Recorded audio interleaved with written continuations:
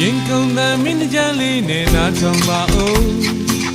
စိတ်ချောင်းကမောင်ရဲ့ချီရဲ့မောင်လာကူပေးမြင်မဖော်တဲ့ယောဂတစ်ခုလိုချက်သိမ်းပြီးမနေမင်းလေးချစ်စိတ်သေးလေးနဲ့မောင်လာကူပေးရင်ကုန်တဲ့မင်းကြလေးနဲ့နားထောင်ပါဦးစိတ်ချောင်းကမောင်ရဲ့ချီရဲ့မောင်လာကူပေးမြင်မဖော်တဲ့ယောဂတစ်ခုလိုချက်သိမ်းပြီးမနေမင်းလေးချစ်စိတ်သေးလေးနဲ့မောင်လာကူပေးမန္တန်ပင်လေးအောက်တို့ထိုင်ဆောင်စား